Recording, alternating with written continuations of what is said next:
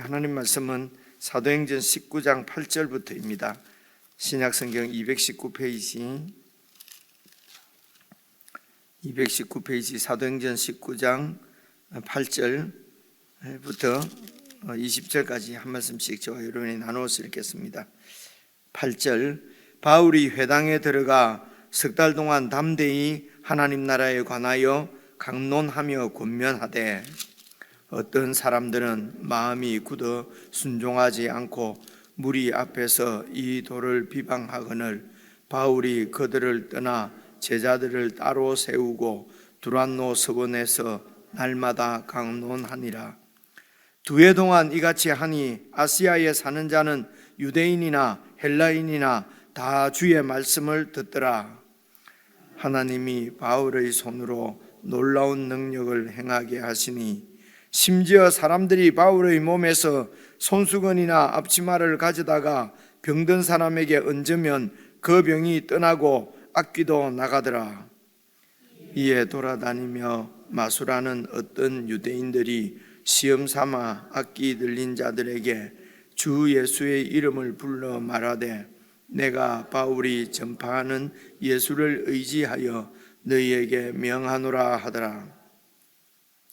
유대의 한 제사장 스게와의 7 아들도 이 일을 행하더니 악귀가 대답하여 이르되 내가 예수도 알고 바울도 알거니와 너희는 누구냐 하며 악귀 들린 사람이 그들에게 뛰어올라 눌러 이기니 그들이 상하여 벗은 몸으로 그 집에서 도망하는지라. 에베소에 사는 유대인과 헬라인들이 다 이 일을 알고 두려워하며 주 예수의 이름을 높이고 믿은 사람들이 많이 와서 자복하여 행한 일을 알리며 또 마술을 행하던 많은 사람이 그 책을 모아가지고 와서 모든 사람 앞에서 불사르니 그 책값을 계산한 적 은 5만이 되더라. 함께요. 이와 같이 주의 말씀이 힘이 있어 흥왕하여 세력을 얻으니라. 아멘. 예, 이제 어제 말씀까지 생각해 보시면은 여러분 이렇습니다. 그 아볼로라고 하는 사람은 에베소에서 브리스길라와 아굴라를 만나죠. 만나서 여러분 이게 어제 25절 말씀입니다. 아볼로는 에베소에서 브리스길라를 만나서 26절을 보십니다. 26절 보시면요, 그가 아볼로가 에베소에 있는 회당에서 담대히 말하기 시작하거늘 브리스길라와 아굴라가 듣고 데려다가 보십시오, 하나님의 도를 더 정확하게 풀어 이르더라. 하나님 말씀은 정확하게 또 더 깊이 더 자세히 더 뭐라고 해야 되죠? 그렇게 더 넓게 깊게 이렇게 배워야 될 필요가 있습니다. 그냥 한 말씀 간단히 알면 되지, 하나만 알아도 그 말씀보다도 우리가 순종하는 게 더 중요하지, 자꾸 이렇게 해버리면 안 되고요. 자세히 하나님의 뜻을 아는 만큼 우리가 순종을 할 수가 있습니다. 그래서 하나님의 뜻을 잘 모르고 순종한다는 것은 그이가 내 신념이나 또 내 원하는 대로 그렇게 열심을 내면서 순종했다고 할 가능성이 많거든요. 지금 이 아볼로도 얼마나 열심히 이렇게 주의 도를 배워서 가르칩니까? 그런데 하나님의 도를 정확하게 브리스길라와 아굴라보다도 더 정확하게 알지를 못했다는 것입니다. 어쨌든 아볼로는 이렇게 에베소에서 브리스길라와 아굴라를 만나서 하나님의 도를 더 정확하게 듣고, 그리고 이제 아가야 지방으로 갑니다. 아가야 지방에서 아주 중요한 도시는 고린도라고 말씀을 드렸고요, 이제 아덴도, 물론 아테네도 아가야 지방에 있었습니다. 그래서 이제 고린도로 가서 사역을 하고, 그리고 19장 1절에 보면요, 아볼로는 이제 고린도에 있고 아가야 지방 고린도에 있을 때에, 그리고 바울은 이제 윗지방이라고 그러면은 아마 이 아시아 지방, 터키 지역 쪽에 막 위에 어느 지역인 것 같습니다. 그 지역을 이렇게 다니다가 윗지방으로 다니다가 에베소로 왔습니다. 그래, 에베소에 와서 이제 어제 우리가 말씀 들은 대로 이제 아직 예수님의 세례는 잘 모르고 이렇게 요한의 세례만 알고 이렇게 세례를 받은 제자들에게 이제 성령님을 받았느냐, 그렇게 해서 이제 기도하고 안수하니, 예수님의 이름으로 세례를 받고 바울이 기도하고 안수하니 이제 성령께서 임하셔서 그렇게 말씀을 확정해 주시는 이제 그런 사건을 어제 말씀을 하고요. 그리고 이제 오늘 8절입니다. 또 바울도 회당에 들어가서, 그러니까 이때는 이 에베소 사역의 사역은 3차 전도 여행, 어제 말씀드린 대로 3차 전도 여행이다. 3차 전도 여행에 있어서 핵심적인 그 사역의 중심지는 이 에베소였습니다. 그래서 3차는 에베소, 이 정도만 이렇게 연결해. 물론 2차 전도 여행 할 때도 에베소에 잠시 왔었지요. 그거는 이제 18장 19절에 있습니다. 18장 19절에 바울이 갱그리아에서 머리를 깎고 19절에 에베소에 와서 그들을 거기에 머물게 하고 자기는 회당에 들어가서 유대인들과, 그러니까 그들은 브리스길라와 아굴라 그런 일행들이지요. 그리고 이제 유대인들에게 에베소에서도 복음을 좀 전했습니다. 전하고 그런데 20절, 여러 사람이 더 오래 있으면서 말씀 듣기를 원했는데도 허락하지 않고 바울은 빨리 작별을 하고 21절에 보니까 하나님의 뜻이면 너희에게 다시 돌아올 것이다. 그렇게 하고 에베소를 떠나서 여러분 예루살렘 거쳐서 이렇게 안디옥으로 왔습니다. 왜 이렇게 말씀을 들으려고 하는데도 급하게 이렇게 작별하고 왔을까? 이제 아마 그 19장 내일 말씀인가에도 나오는데요. 아마 이 절기 때가 돼서 유대의 절기를 지키려고 이렇게 이제 빨리 온 것일 것이다. 대략 이렇게 말씀들을 하는데요. 그래서 에베소에서 2차 전도 여행 때에 하나님의 뜻이면 내가 다시 올 것이다. 그만큼 사실은 이 바울도 에베소에서 사역하기를 열망을 했었어요. 당시에 이 에베소가 로마 제국 사회에서는 네 번째로 큰 도시였다고 제가 말씀을 드렸습니다. 사람도 많고, 그러니까 이 복음이 빨리 전파되어야 되겠죠. 그래서 그때는 제국 안에 큰 도시에는 지금 여러분 우리나라도 지금 마찬가지입니다. 조금 이렇게 좀 잘 사는 이런 좀 선진국하고는 경제적으로 좀 부흥하는 이런 곳에 가면은 각지에서 사람들이 이렇게 오거든요. 우리나라에도 지금 외국 사람들이 이제는 밖에 나가서 선교를 하는 것이 의미가 있나 할 정도로 외국 사람들이 안으로 우리 많이 미국이나 캐나다나 마찬가지입니다. 많이 들어와 있기 때문에 그들에게 복음을 잘 가르쳐서 그들이 본국으로 돌아가면은 선교사들이 나간 것보다도 더 이렇게 효과적으로 사역을 할 수 있다. 이제 이런 선교의 움직임들이 지금도 얼마 전부터 많이 이렇게 일어나거든요. 그래서 아마 바울도 이 에베소 지역으로 그렇게 가려고 했지 않나 싶습니다. 그래서 이제 8절, 19장 8절 오늘 말씀입니다. 바울이 또 회당에 들어가서 유대인들이죠. 이미 하나님을 오랫동안 믿어왔고 성경을 알고 있는 이런 유대인들입니다. 그래서 성경을 아는데 정확하게 깊이 잘 모르는 거지요.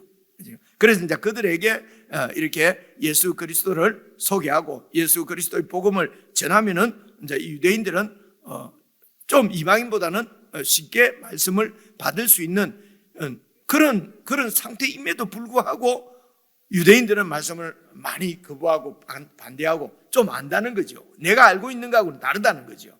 그런데 이제 이방인들은 이제 처음 듣는 얘기고 그렇게 하나님의 은혜를 이렇게 성령께서 감동하셨을 때 바로 이렇게 잘 복음을 받는 것을 볼 수가 있습니다. 그래서 회당에 들어가서 석 달 동안이죠. 석 달 동안 담대히 보십시오. 하나님 나라에 관하여 강론하며 하나님 나라에 대해서 또 이런 이제 권면을 하는 말씀이 나오지 않습니까? 그래서 여러분 사도행전 2장, 3장, 4장 이때 이 베드로나 사도들의 설교를 들어보면은 주로 예수 그리스도의 죽으심과 부활에 초점이 맞춰 있었습니다. 그죠? 너희들이 죽인 예수를 하나님께서 부활시키셔서 온 우주의 주로 삼으시고 교회의 머리가 되게 하셨다고 하는 것이 이제 그들의 설교의 핵심이었습니다. 근데 이제 19장 쪽으로 넘어오면은 석 달 동안 가르칠 때는 하나님 나라에 관해서 강론하지 않습니까? 그래서 예수 그리스도의 부활은 사실은 새로운 시대를 여신 것입니다. 하나님 나라를 여신 것이거든요. 그래서 여유가 있고 시간이 있을 때는 하나님 나라를 충분히 많이 배우는 것이 중요합니다. 그래서 복음을 전할 때도 조금 빨리 좀 이렇게 좀 짧은 시간 내에, 짧은 기간 내에 이렇게 말씀을 전해야 된다면은 핵심적인 사항은 예수 그리스도의 죽으심과 부활입니다. 그런데 여유가 좀 있고 그래서 계속 이렇게 이제 말씀을 이렇게 들을 기회나 전할 기회가 있을 때는 사실은 예수님께서 죽으시고 부활하신 것은 하나님 나라를 이 땅에 세우시기 위함이시기 때문에 하나님 나라를 잘 배우는 것이 중요합니다. 여러분 마태복음이든 여러분 복음서지요. 사도행전도 제가 시작할 때 처음부터 말씀드렸는데 무슨 성령 행전이니 뭐 이런 기적의 어떤 이런 나타남 뭐 이런데 우리가 더 많이 그럴 거라고 생각하는데 사도행전도 처음부터 보시면은요 하나님 나라 이야기였습니다. 그리고 어떻게 이 주님의 교회를 성령께서 주도적으로 세워 가시는가. 교회론이죠. 사실은 사도행전은 하나님의 현현인 교회가 어떻게 이렇게 발전하고 세워져 가는가 하는 것이 주제지 어떤 기적의 역사나 이런 것은 아니거든요. 그렇습니다. 그래서 이제 하나님 나라에 대해서 석 달 동안 강론하고 권면하니까 역시 하나님 나라가 증거되어지면은 어둠의 세력 가운데 하나님 나라를 여신 것이기 때문이에요. 어둠의 저항이 만만치 않지요. 그죠?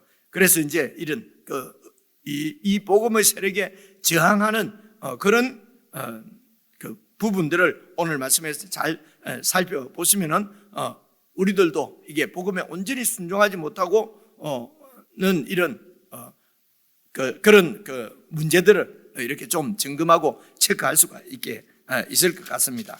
그래서 복음이 전해질 때에 하나님 나라가 이렇게 선포되어질 때의 9절입니다. 어떤 사람들은 마음이 굳어서 순종하지 않고 무리 앞에서 이도를 비방하거늘. 그래서 에베소서도 마찬가지죠. 어느 지역이든지 복음이 전해졌을 때 복음은 예수 그리스도께서 왕이시라는 것입니다. 그런데 예수 그리스도의 왕되심을 부인하는 이런 어둠의 세력들의 공격이 꼭 있죠. 그래서 어떤 사람들은 마음이 굳었어요. 마음이 굳는다는 것은 어떤 것이겠습니까? 내 어떤 편견이나 내 어떤 신앙이나 신념이나 이런 것들이 마음을 이렇게 꼭 굳게 만들어서 복음을 거절하는 거죠. 받아들이지 않는 거죠. 그래서 순종하지 않는 것입니다. 그래서 여러분 앞에서도 봤듯이 세례 요한의 그 세례만 알고, 그죠?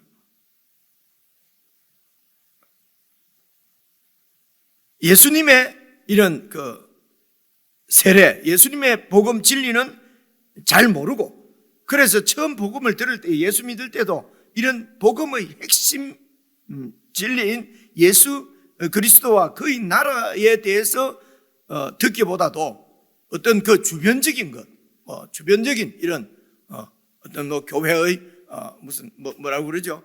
여러 무슨 그 말로 좀 표현을 하려고 하니까 잘 안 되네요.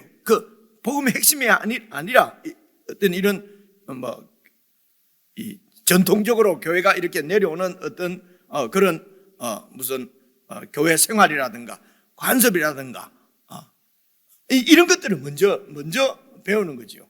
배운다 할 때 그냥 성경을 통해서 복음이 예수 그리스도가 누구신지, 하나님이 어떤 분인지, 믿음이 무엇인지 이런 복음 진리를 배우기보다도 어떻게 이제 예를 들면 어떻게 이제 교회 생활을 할 것이냐, 여러 주변적인 이런 교단이 어디냐, 우리 교단은 어떻게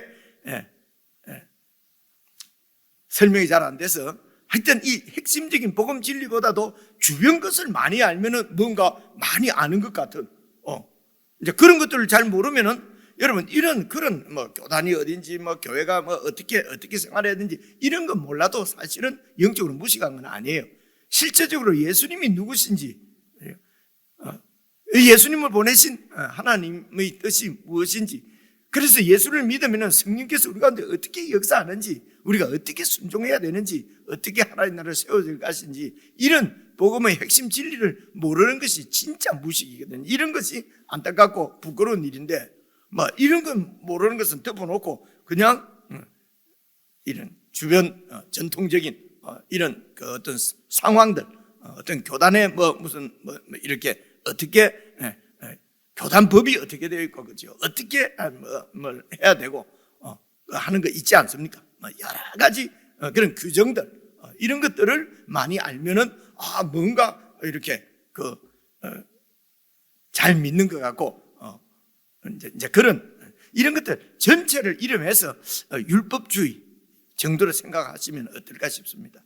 그래서 예수를 믿을 때 우리가 그 복음을 들을 때 율법주의로 빠지기 쉽다는 것입니다. 어떤 규정에 매이고 이제 이런 것입니다.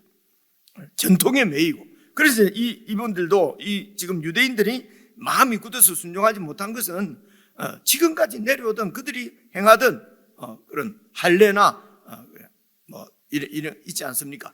그래서 이런 할례를 받지 않고 이 하나님의 백성이 된다는 것은 이미 이건 도저히 상상을 할 수가 없는 것입니다. 이미 마음이 닫혀버린 것입니다. 이제 굳어버린 거죠. 그래서 복음을 들어도 받아들이지 않고 순종하지 않고 더 나아가서 이 도를 비방합니다.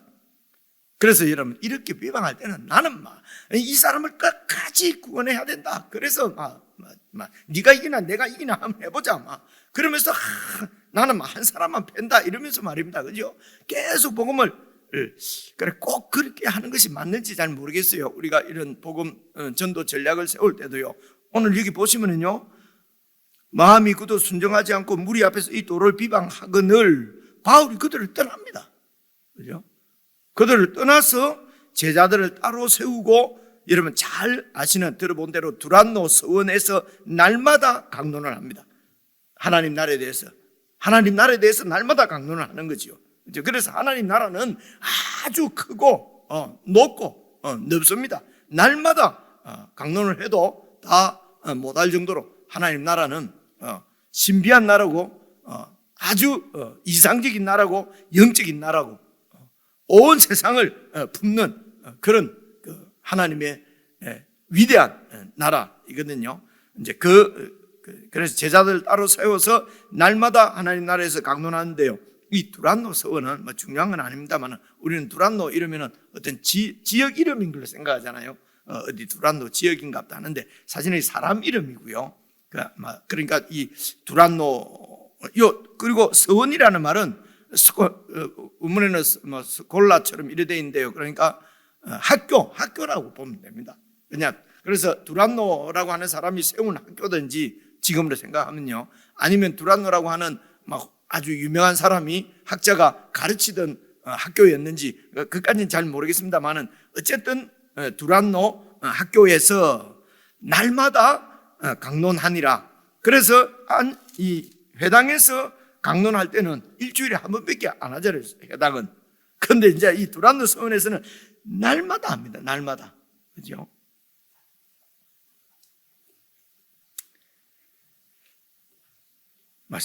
지금으로 지금 신학교 비슷한 것 같아요. 그죠?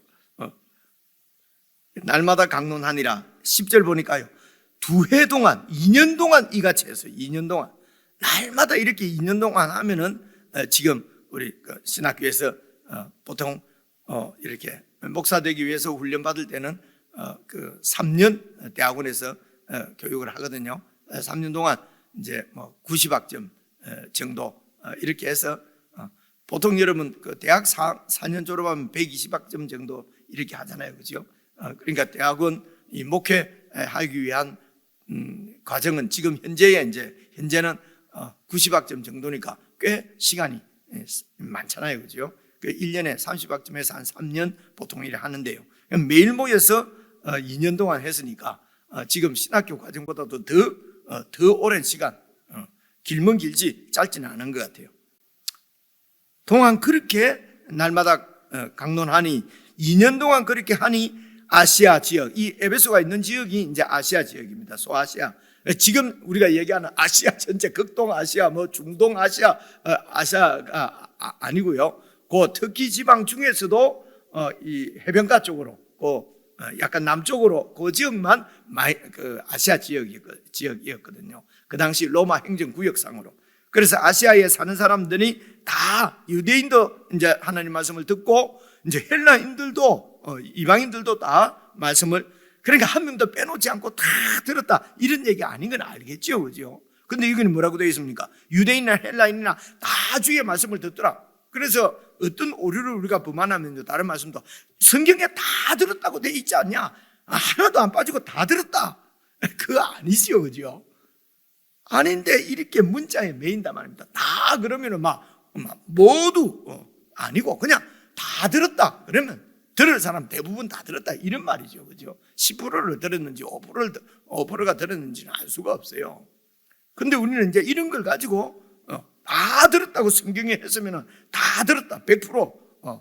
이제 이런, 그러니까 이 말, 그냥 우리가 보통 하는 말 할 때 우리가 사용하는 말로 이렇게 기록하고 이해를 하려고 이제 이 당시에도 이렇게 기록되어졌을 당시의 그런 뭐 언어 습관이라든지, 그죠? 말의 의미라든가 이제 이런 것들 잘 살펴서 하지 않고 오늘 우리가 생각하는 단어의 의미를 가지고 그렇게 해서 자꾸 이렇게 고집하고 싸우고 이러는 거거든요. 성경에 이래 되어 있는데 지금도 이렇게 돼야 되지 않느냐, 이렇게 얘기를 한다면 다 했다 그랬지 않느냐, 그래서 다 가야 된다든지 이렇게 이해를 한단 말입니다. 그냥 다 그러면은, 예를 들면 나가야 되면은 성교의 은사를 받는 사람 다 이럴 수 있잖아요, 그죠? 오늘 요 강론하는 것도 앞에서는 하나님 나라를 강론한다, 그리고 뒤에는 그냥 강론이잖아요. 뭘 강론했는지 알 수가 없잖아요.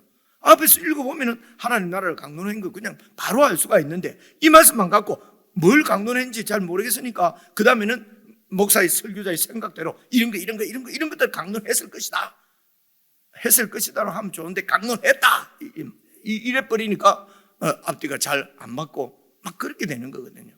그래서 겸손한 자세를 갖는다는 것은 우리는 이 하나님의 뜻을 완전하게 다 알 수가 없죠. 그래서 앞뒤를 잘 살펴보고 정말 주의 뜻이 어떤 것인지 내가 실수하지 않으려고, 잘못 전하지 않으려고 이렇게 살피는 것을 겸손하다고 하지. 그죠? 그냥 무슨 이런 태도나 자세나 이런 걸 이렇게 잘 모르는데 이렇게 하면은 겸손한 것이고, 확신 있게 얘기하면은 교만하고 건방지고, 이런 게 우리 언어 습관, 언어 때문에 그런 거거든요. 우리가 생각하는 교만, 혹은 겸손 하고 성경이 얘기하는 교만, 겸손, 이런 것이 시대 때마다 상황에마다 이 말 뜻이 다를 수 있는데 말입니다. 그렇죠? 그렇습니다. 어쨌든 여기 마음이 굳어서 순종하지 못하는 사람들의 문제는, 우리의 문제는 어떤 율법주의 때문입니다. 율법주의는 다른 뜻이 아니라 이미 뭔가 내가 알고 있는 어떤 고정관념, 좀 편파적인 이런 정확하게 전체를 알지 못하면서도 한쪽만 알고 내가 아는 것이 다 전부인 것처럼 이렇게 문자에 매이고 어떤 이런 전통에 매이고 이제 이런 것들 때문에 복음을 받기가 힘든 그런 경우입니다. 그래서 어쨌든 유대인이나 헬라인들이 그 때문에 이제 다 들을 수 있게 됩니다. 회당이 아니고 두란노 서원에서 하다 보니까 이제 소문도 나고, 그죠? 그렇게 해서 또 들은 사람들이 나가서 전하고, 이렇게 해서 그 지역에 있는 모든 사람들이 유대인이나 헬라인이나 들을 사람은 다 들은 것이요. 11절입니다. 그래서 하나님이 바울의 손으로 놀라운 능력을 행하게 하시니 심지어 사람들이 바울의 몸에서 손수건이나 앞치마를 가져다가 병든 사람에게 얹으면 그 병이 떠나가고 악기도 나가더라. 여러분, 베드로는 지나가는데 그림자만 스쳐도 병든 자가 낫고, 그죠? 예수님 계실 때도 여러분 12해 동안 혈루증 걸린 여인이 옷가에만 만져도 그냥 병이 나아버리잖아요, 그죠? 딱 고함 지르고 막 떠나가라 하고 막 난리 부르스라 그러죠. 안 떨어도 그냥 이렇게 귀신이 떠나고 이런 기적이 오늘날은 안 일어난다, 이렇게 하면 안 되죠. 오늘날도 얼마든지 기적은 우리가 사실은 기적 가운데 사는 거죠. 얼마든지 이런 하나님께서 행하시는 기적은 일어납니다. 왜냐하면 그분이 하나님이시니까요. 그래서 보십시오. 11절 보시면요, 하나님이 바울의 손으로 놀라운 능력을 행하게 하시는 거예요. 그죠? 하나님이 당신의 말씀을 확증짓기 위해서, 말씀을 주신 하나님께서 그 말씀을 확증시키기 위해서 기적도 행하게 하시는 것입니다. 그죠? 그래서 결론적으로 20절 보시면요, 이와 같이 해서 주의 말씀이 힘이 있어, 주의 말씀이 이게 확실히 하나님의 말씀이구나, 이렇게 주님의 말씀이 다른 능력이 아니라 바로 하나님의 말씀이구나 하는 것이 분명하게 확정이 되어져서 흥왕해서 세력을 얻는단 말입니다. 말씀이 그냥 이렇게 이런 다친 마음, 굳은 마음들도 다 깨뜨리고 파괴하고 이렇게 해서 사람들이 마음으로 그렇게 그 사회 속으로 그렇게 이제 이렇게 말씀이 세력을 얻어서 힘있게 전파되어져 나간다는 말씀이죠. 그래서 이 말씀을 위해서 하나님이 그 말씀을 확정시키기 위해서 하나님이입니다. 바울의 손으로 여러 이런 귀신도 쫓아내고, 그 당시에 이런 악한 세력의 이 대표가 사실은 악한 세력을 통치하는 것이 사탄이잖아요. 그죠? 지금도 우리는 뭐 사탄이 눈에 안 보이니까 사탄이 뭐 귀신이 뭐 있는 걸 믿냐? 없다. 그런데 하나님을 안 믿어도, 같이 안 보이는데도 하나님을 안 믿어도 또 귀신은 믿지요. 그죠? 귀신은 믿어가지고 이게 여러분 이런 게 이기적인, 아주 자기중심적인 이게 우상이거든요. 그죠? 하나님은 믿으면 그분이 주님이시라잖아요. 그러면 내가 순종을 하고 복종을 해야 될 대상이잖아요. 그죠? 그러니까 믿기가 여러분 인정하기가 싫은 거죠. 그런데 귀신은 뭡니까? 부적스 3장만 가지고 다녀도 뭔가 지켜줄 것 같고, 나를, 그죠? 다른 사람 다 이렇게 사고가 나서 죽어도 이 부적이 나는 지켜줄 것 같고, 그죠? 이런 아주 이기적인, 내 중심적인, 그리고 이제 그래서 복음이 전해질 때, 들을 때에 이 율법주의와 또 하나가 신비주의입니다. 신비주의. 보시면은 13절 보시면요, 이에 돌아다니며 마술을 하는 어떤 유대인들이 돌아다니면서 마술을 해요. 아주 눈속임도 있고요. 그리고 이제 이게 이제 여러 이런 일반적으로 사람들이 행할 수 없는 그런 기적들을 행하면서 그렇게 해서 사람들을 호리고 사람들로부터 이득을 취하고 그래서 이런 이 신비주의의 또 중심은 이기주의와 이윤을 추구하는 그런 겁니다. 그래서 그런 마술하는 유대인들이 있었어요. 그래서 시험 삼아서 귀신 들려 있는 자에게 바울이 하는 대로 예수의 이름으로 나가라 라고 이렇게 시험 삼아 한번 해보는 거죠. 신비주의죠. 그죠? 나도 저렇게, 그러니까 이 예수님 이름으로 예수 이름을 마술을 하는데 주문하듯이, 그죠? 그렇게 그래서 시험 삼아 그대로 한번 해보는 사람들도 생기는 거예요. 이런 신비주의적인 마음들이, 심리들이 사람들에게, 나에게, 우리에게 이렇게 있음을 간과하지 말아야 합니다. 그래서 보시면요, 14절 보면 유대의 한 제사장, 여기 제사장이 되어 있는데요, 이게 원문 보면 대제사장입니다. 제사장 스게와의 7 아들들도 이 일을 행하는 거예요. 이들도 안식일날 예배 다 드리고요, 성경 말씀 다 외우고요, 그런데도 이런 일들을 행하는 거예요. 그래서 예수 이름으로 악기에게 막 이렇게 이제 명해 본 겁니다. 그러니까 15절, 악기가 대답하여 이르되 내가 예수도 알고 바울도 아는데 너희는 뭐 하는 놈이냐? 그죠? 그러면서 16절, 악기 들린 사람이 그들에게 뛰어올라서 눌러서 이기니 그 스가와의 아들, 제사장의 아들들이 상하여서 벗은 몸으로 그 집에서 도망하는 아주 이런 에피소드가 있었어요. 그죠? 동네 사람이 다 봤죠. 그죠?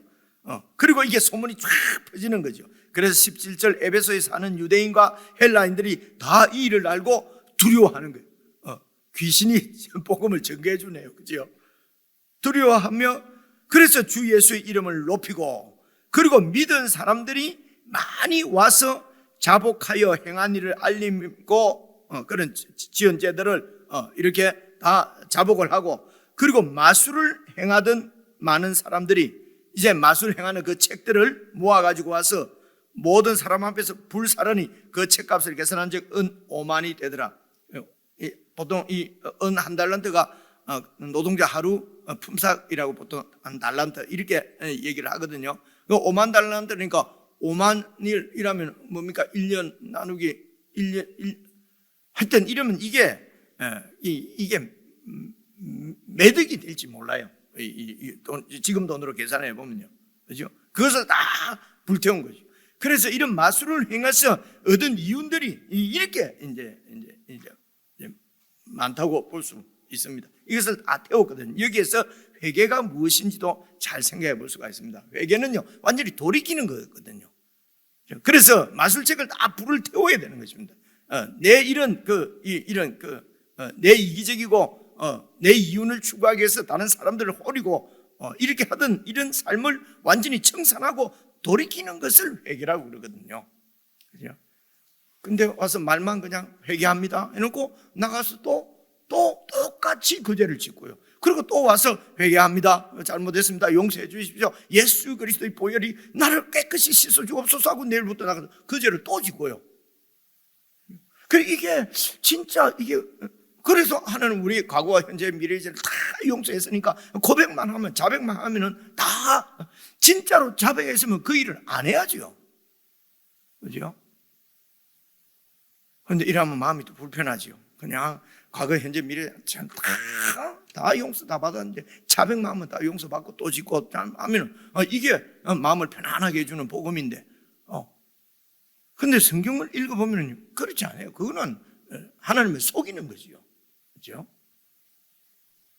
속이는 건데, 그것도 한두 번이지. 똑같은 죄를 주님 부르실 때까지 그렇게 살다가, 그런데 그게 회개를 한 것인지, 정말 성경적으로 맞는 것이 목회자로서 목회자적인 양심 때문에 이런 말씀을 드리는 겁니다. 오늘도 보십시오. 예수를 믿은 사람들이, 또 어떤 사람들은 마술을 하던 사람들은 그것을 완전히 불태워버린 겁니다. 자기가 지금까지 반역하며 거역하던 그 일을 완전히 불태워서 없애버리는 것입니다. 그러고 돌아서는 것이 회개거든요. 이제 이런 말씀을 읽으시면서 성령께서 이런 말씀들을 통해서 우리 삶들을, 그래서 우리가 그 삶이 변화되어져서 말씀대로 사는 삶이 정인의 삶이에요. 무슨 기적을 행하는 것이 아닙니다. 기적은 그 말씀을 확정해 주시기 위해서, 성경에 기록하기 위해서 그렇게 나타난 것입니다. 오늘 이 말씀의 확정은 저와 여러분 성도의 그런 은행을 통해서, 성도의 그 말씀에 기초한 신앙, 신념을 통해서 이렇게 증거되어지는 것이죠. 개인적으로 묵상하시겠습니다.